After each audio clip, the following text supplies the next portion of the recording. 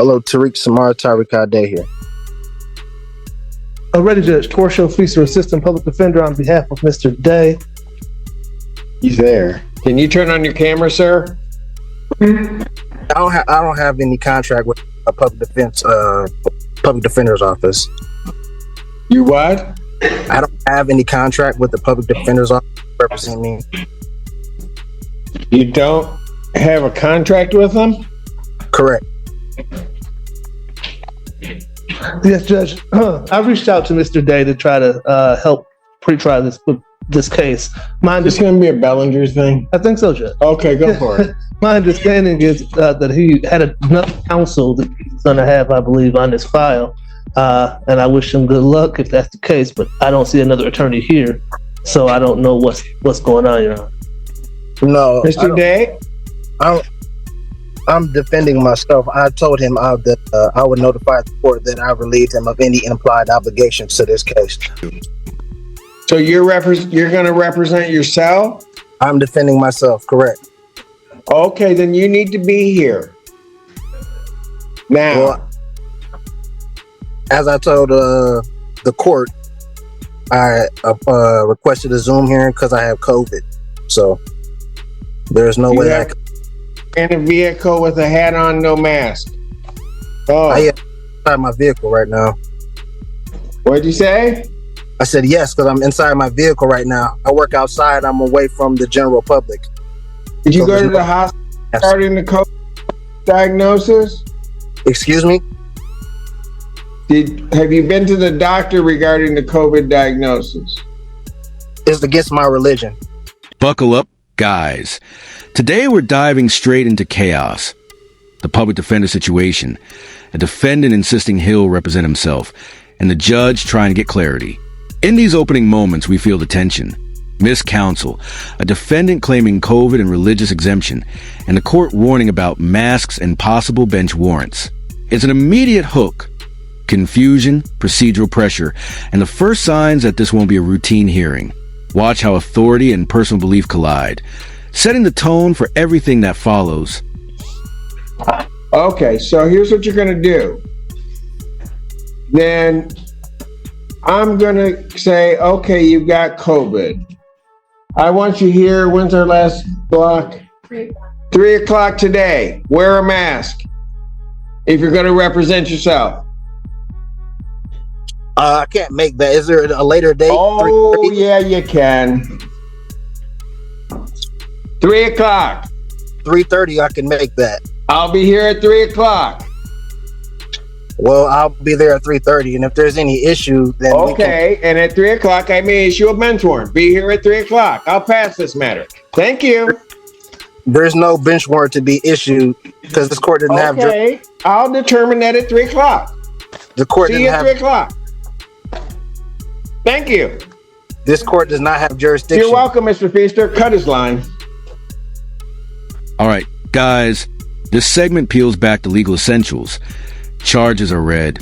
The defendant claims only one count, and the judge explains penalties clearly. The rhythm changes from chaos to formality as the court warns about dangers of self-representation. The defendant asserts jurisdictional theories and trust claims while the judge repeatedly grounds exchange in procedure. It's the first real clash, confident legal-sounding language versus the bench's insistence on rules and precedent.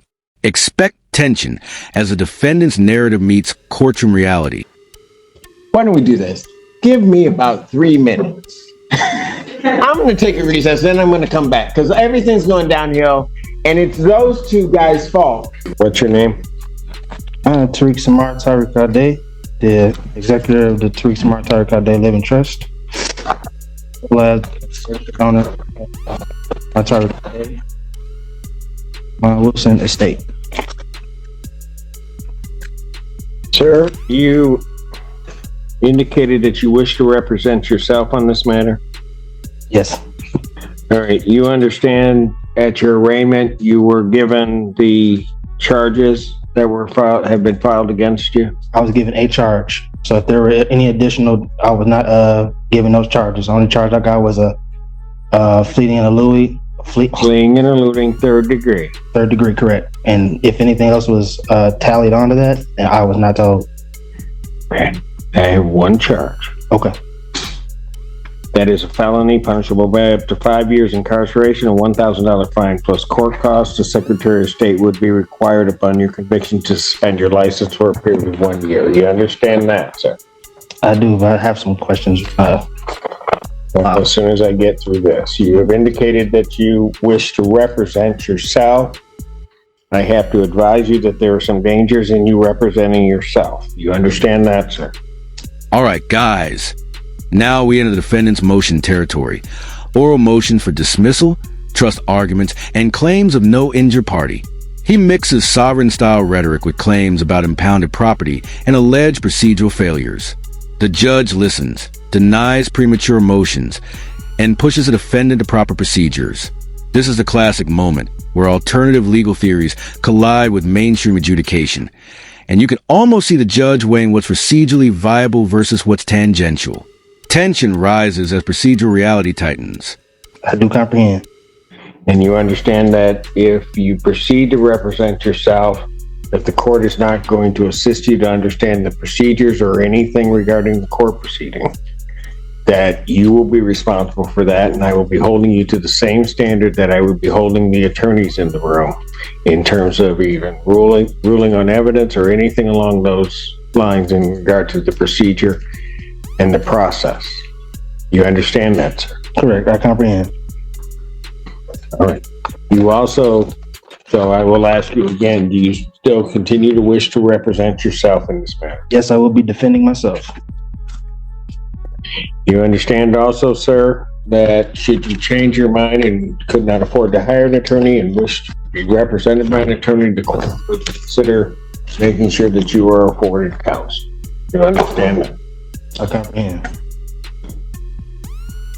How do you wish to proceed on this matter, sir? First, I want to like an oral motion for dismissal based on the fact of the lack of probable cause and also the lack of personal and subject matter jurisdiction based on the fact that this is a trust matter from the name to the private conveyance that was stolen by the third party, Wall Street Towing, and impounded on the colorful law actions of Officer Trowbridge of the Washtenaw County Sheriff's Department.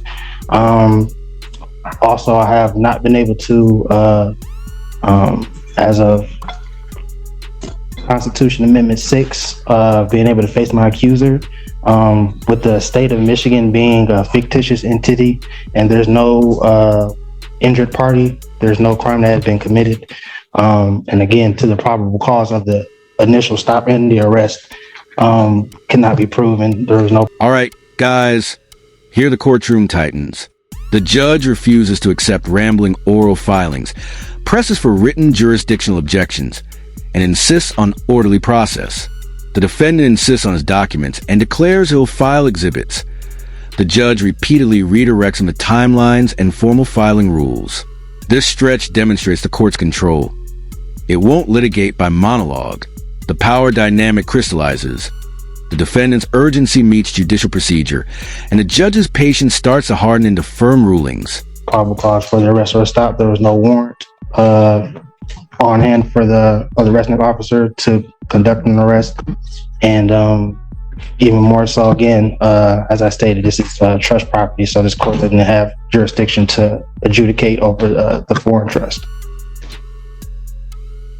Done. Finished? Oh, no, actually, I was also moving to place you and the clerk as fiduciaries over the trust. And I'll be able to supply you all with the adequate assurance certificate of security to settle and offset the charges. Well, he will be doing nothing to me and nothing to my clerk. So whatever that motion was, that's denied. As to your other motion regarding all of that, quite frankly, it doesn't make any sense. We haven't even had the probable cause hearing. There will be a determination at the next stage as to whether or not there's probable cause regarding the charges.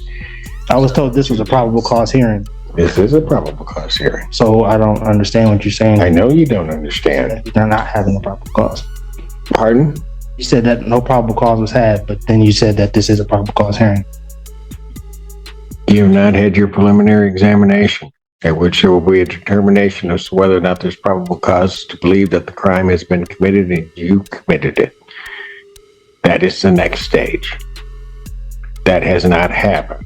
So to the extent that your motion is even valid, which I do not believe that it is, and certainly you may raise it at a later date, but to the extent that it's valid, at least at this point, your motion is premature, and therefore your motion is denied. Anything else? All right, guys, discovery and practical logistics take center stage here. The defendant asks for evidence. The court demands clarity. Public defender office involvement, police reports, and video evidence come up. The judge instructs the PD to provide discovery and confirms contact details. This is an important procedural pivot. The courtroom shift from argument to fact gathering. It's a reminder that beyond ideology, evidence and chain of custody questions will decide the next phase, and the judge makes sure discovery will move forward. Lastly, I want to also put on the record, I wasn't able to provide all my exhibits based on, as I told you, I was. You weren't able to do what? Provide my exhibits To whom? to the court to help for my defense, the evidences. You haven't had a hearing yet. I comprehend it. I'm just saying that I usually have my documents precede me before any hearings take place, and I wasn't able to because I was under the weather. That was my point. So they will be here, if not by the end of the day in the drop-off box, and you'll have them tomorrow. But you all will be served with the proper documents, and the taxes as well will be filed on the case. Okay. Anything else? No, not this time. All right. So how would you like to proceed next on this? I'm entering a plea of demurrer. Okay, you've already done that.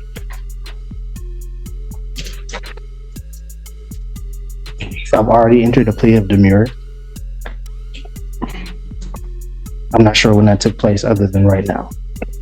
That took place on the arraignment on the complaint, sir. I never pleaded demurrer. You stood mute, you stood demure. You don't even know what that means. You're just using words and have no concept as to what they mean. Demurrer and mute are two separate things, but that's neither here nor there. No, they're not. You have no legal degree. They are not. They are not. No need to. They are not. I'm not here. They are virtually the same thing. So where do you wish to proceed now? As I stated, my motion. Do you wish this set for preliminary examination? Your motions have been I denied. wish for the prosecution to provide the evidence that any of this. All right, guys. Tensions escalate when the defendant raises personal and subject matter jurisdiction claims rooted in trust theory and constitutional citations. The judge cuts through the ramble, telling him to put objections in writing and bluntly stating jurisdiction exists. This is a turning point. The bench refuses a free-form jurisdictional defense and requires formal filings. The courtroom discipline is visible. Procedure is the anchor that drowns rhetorical flourishes unless properly documented and timely filed. You don't have discovery on this case. Is that what you're asking? I'm not asking for discovery whatsoever. So what are you asking for? I stated that the prosecution needs to prove that a crime was committed, and they also need to show and prove that there is an injured party for the crime to have even been committed. As I've indicated, you will have that hearing. Do you wish to have discovery? Discovery should be provided regardless. There's no wish about it. You wish to have Discovery should be discovery. provided. Don't play word games with me. I'm not playing. Mr. Allen, Discovery. not play word games with me. You're playing with the wrong judge. You can smile and smirk all you want. I'm not trying. I'm giving you your warning.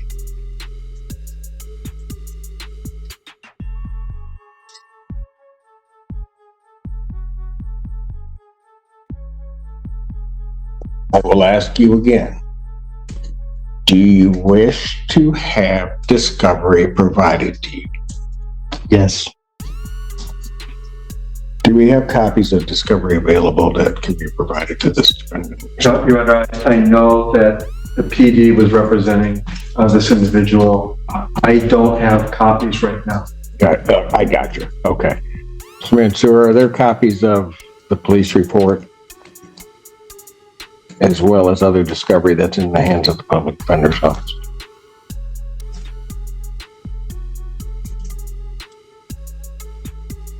I do see traffic stops and discovery videos onto our program. All right. Documents. All right, guys. The judge sets dates and pushes a case forward. A probable cause conference date, instructions on filings, and a stern reproof about courtroom rules. The defendant asks for extensions, objects under alleged coercion, and the judge notes objections but moves a calendar. It's the administrative but critical moment where case momentum is fixed. You can see why courts emphasize calendars. Once dates are set, legal strategy and urgency become concrete. Expect rising stakes as deadlines loom. Those need to be gotten to the defendant. Yes, sir. How soon can those be gotten to the defendant? I can get those in hopefully by tomorrow, Your Honor. You have an address for him to send those to him? Yes, I do. I can confirm it with him too. All right. What do you have as the address? Do you have an address on, is it Sheriff? I do, Your Honor. Okay. 141. Okay, gotcha. All right. You'll make sure that that is sent to him. I will. You also have an email address so that all things can be emailed to him also? I do, Your Honor. All right. Very good. Sir, did you wish to then have another PCC, or did you wish to proceed immediately to preliminary examination? I would like to first have a jurisdiction hearing, What kind of jurisdiction here? personal and subject matter. Okay. Go ahead and raise it, because I can deal with it right now. What's the personal jurisdiction? This court, as well as the state, lacks personal jurisdiction. I'm simply here under threatened arrest or coercion of you, saying that you would hope put out a bench warrant for my arrest. The subject matter, in regards to the name as well as the vessel that was used, is again under. It was conveyed and is held and protected within the trust. And according to Article 1, Section 10, Clause 2 of the United States Constitution, there could be no legislative laws that could intercede or to interrupt the functioning of a contract, which the trust is and is. All right, guys, the final segment is emotional and procedural crescendo, competency concerns, the order for a forensic evaluation, and the judge's determination that the defendant may not fully understand the process. The judge explains competency is about comprehension, not punishment, and schedules the evaluation hearing. This is a turning point that reframes the whole case. It shifts from purely procedural dispute to a safeguard about the defendant's capacity. Like the video? Please like the video and subscribe to the channel. We'll see you in the next video.